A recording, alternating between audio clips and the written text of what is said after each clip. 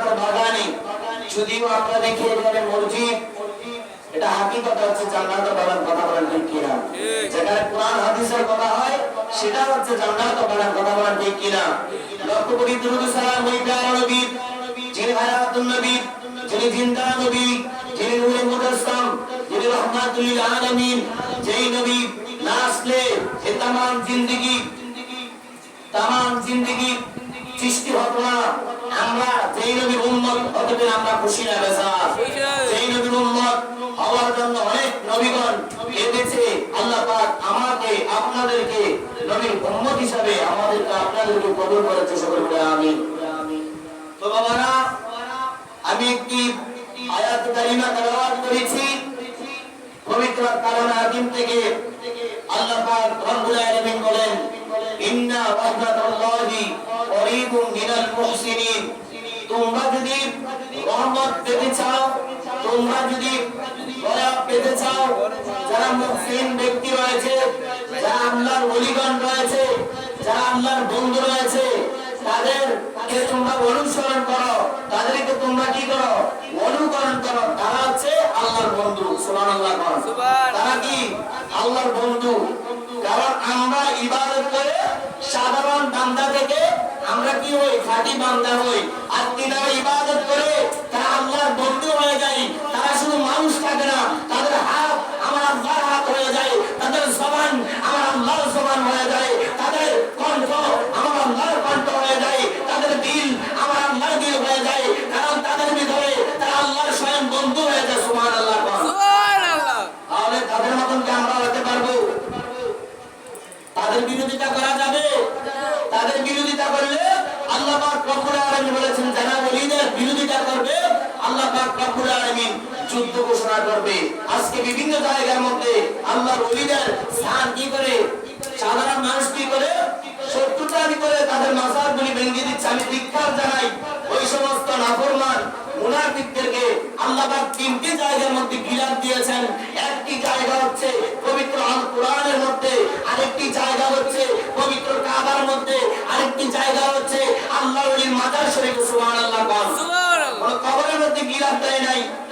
তো সাবধান হতে হবে। ওলিদের সাথে যারা বেয়াদবি করবে তাদের দুনিয়াও শেষ, আখিরাত শেষ। কথা বলা ঠিক কিনা? তাহলে আমরা ওলিদের মাধ্যমে আমরা নেক নজর নিতে হবে। কারণ যিনি আল্লাহ হয়ে গিয়েছে, যিনি পানাপিল্লা বাকাবিল্লা হয়ে গিয়েছে, তার আর কোনো পৃথিবীতে চিন্তা নেই, টেনশন নেই। কথা বলেন ঠিক কিনা? তাহলে আমরা কি করতে হবে? ওলিদের মাধ্যমে আসলে আদব সহকারে আসতে হবে।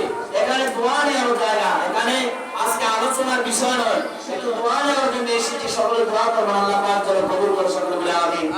গভীর মনোযোগ। আল্লাহ পাক রব্বুল আলামিন পবিত্র কোরআনে হাকিমের মধ্যে ইরশাদ করেন, হে পৃথিবীর মানুষ, হে আমার বান্দারা, ও আমার প্রিয় বান্দারা, তোমরা জেনে রাখো, যারা আমার বন্ধুর সাথে নাফরমানি করবে, যারা আমার বন্ধুর সাথে বেয়াদবি করবে, আমি আল্লাহ পাক রব্বুল আলামিন তাদের পৃথিবীর মধ্যে শাস্তি দিব। কেমন শাস্তি দিবে? কেমন শাস্তি দিবে? আজকে সোশ্যাল মিডিয়ার মধ্যে দেখলাম আলা হযরত কিনি এক বক্তা, আমি নাম নিতে চাই না, আলা হযরত কিনি কটূক্তি করেছেন।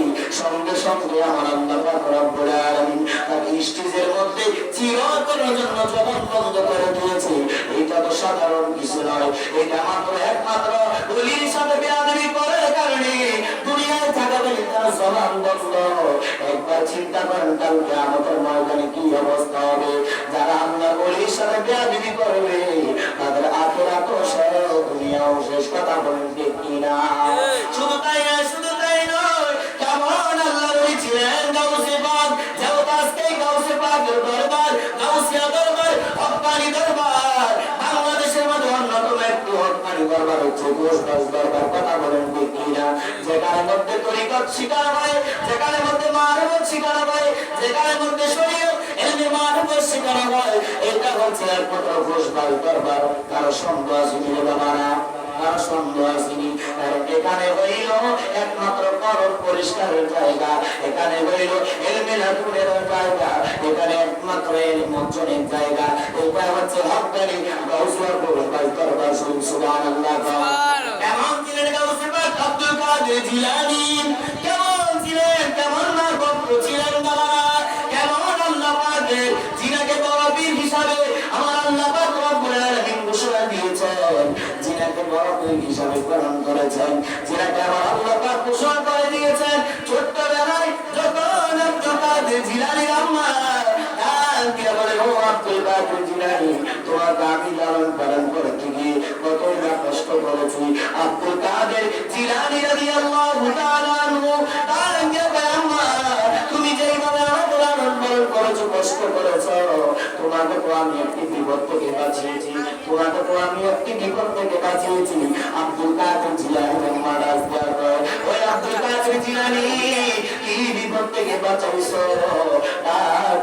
আমরা তোমার মনে আসেনি, ছোটবেলায় একজন ভিক্ষাওয়ালা ছিল, ভিক্ষা নেওয়ার জন্য তো আমার বাড়িতে আসলো, আসার পরে তোমার এই সুন্দর যখন হাত দেখলো, ভিক্ষাওয়ালার পুরো তোমার শরীরে তুলে লাগলো, তার মন তো খারাপ ছিল, এই মুহূর্তে তোমাকে সে খারাপ নজরে দেখেছে, এই মুহূর্তে আমি দাঁড়িয়ে থাকতে পারি নাই। ছোটবেলায় ডাকতে বলে, আব্দুল কাদের জিলানী, আমার তো সেই ঘটনার কথা মনে নাই, তোমার কিভাবে মনে হয়েছে? আমাকে তো একটি কাজ জঙ্গলে থেকে বাইরে এসে বাঁচিয়েছে। আব্দুল কাদের জিলানী রাদিয়াল্লাহু তাআলা আনহু ডাকতে কয়, আম্মা, এটা কোনো জঙ্গলের বাঘ নয়, এটা কোনো পাহাড়ের বাঘ নয়, এটা হইলাম আমি আব্দুল কাদের জিলানী। যখন দেখলাম ওই ভিক্ষাওয়ালা তোমার দিকে খারাপ নজরে তাকাইলো, আমি বুঝতে পারলাম তোমাকে সে খারাপ নজরে তাকাইছি।